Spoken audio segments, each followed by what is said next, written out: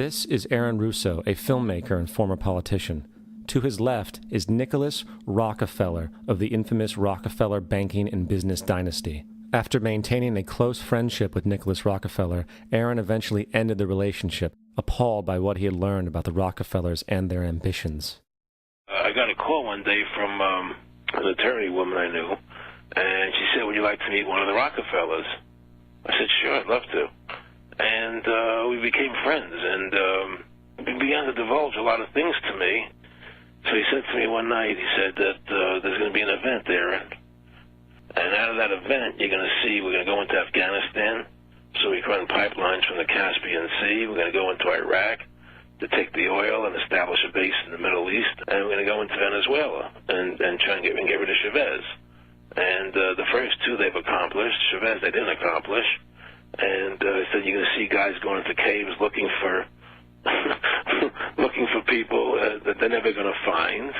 You know, he was laughing about the fact that you have this war on terror. There's no real enemy. He's talking about how by having this war on terror, you can never win it because it's an eternal war. And so you can always keep taking people's liberties away. And I said, how are you going to convince people that this war is real? He said, but the media. The media can convince everybody it's real. I mean, you know, it's just that you keep talking about things. You keep saying it over and over and over again, and eventually people believe it. You know, you created the Federal Reserve in 1913 through lies. You create 9/11, which is another lie.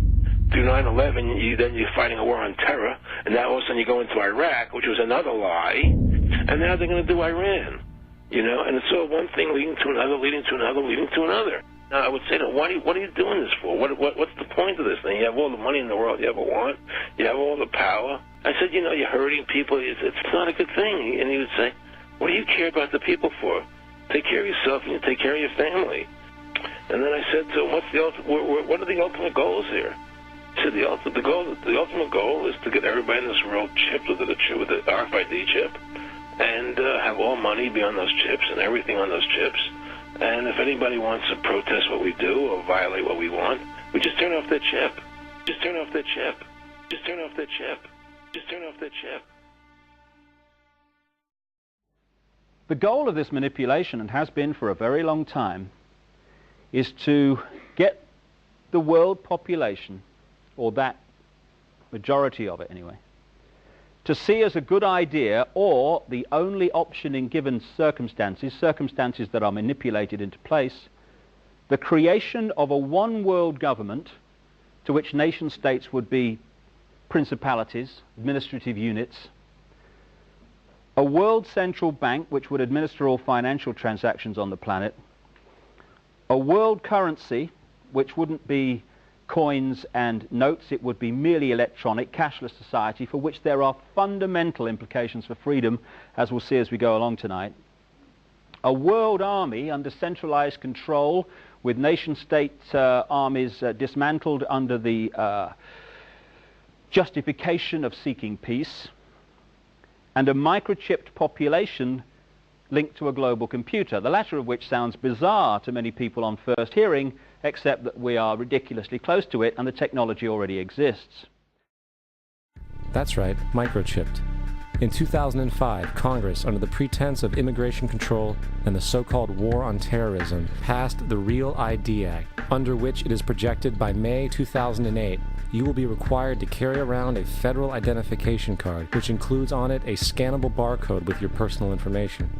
However, this barcode is only an intermediary step before the card is equipped with a Verichip RFID tracking module, which will use radio frequencies to track your every move on the planet. If this sounds foreign to you, please note that the RFID tracking chip is already in all new American passports.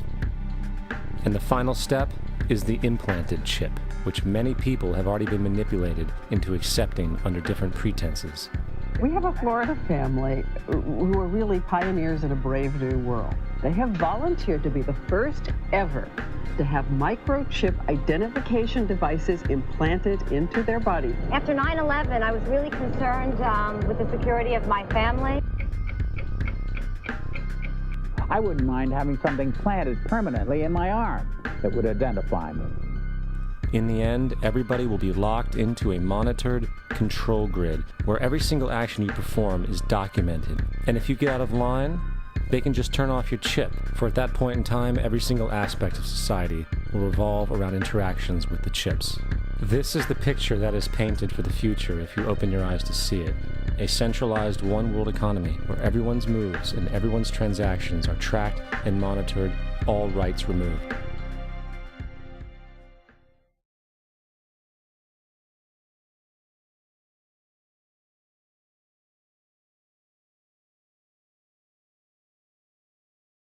Something has to change, though. They have to find a better way to identify the bad guys, or the rest of us are going to stay home and watch the world go by on television.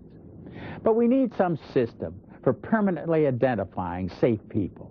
Most of us are never going to blow anything up, and there's got to be something better than one of these photo IDs, a tattoo somewhere maybe.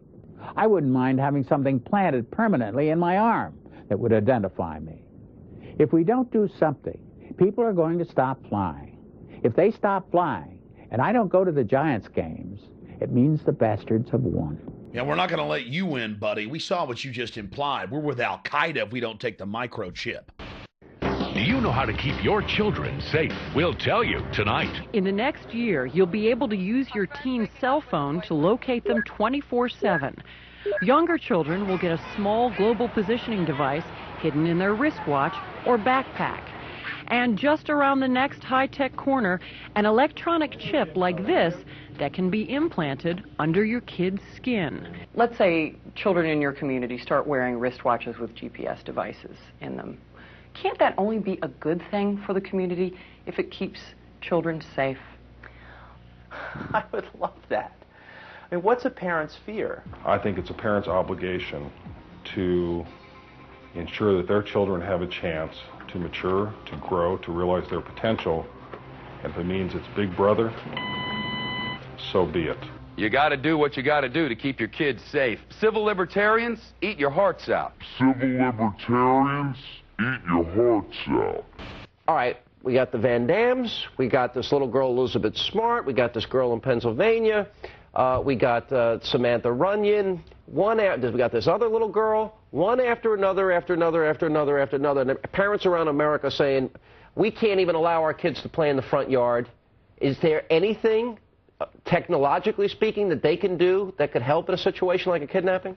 Is there, for example, a microchip, a watch, a tracking device we can use for our kids? We are working on a product that we have called internally a PLD.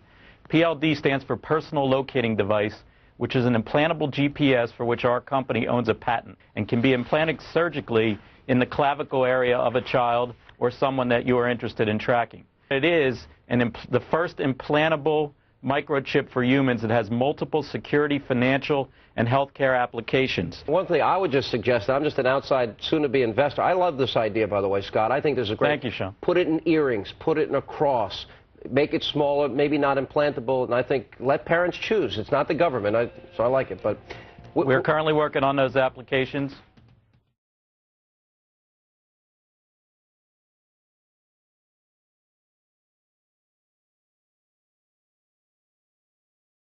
I'm confident that by working together, we can win the first war of the 21st century.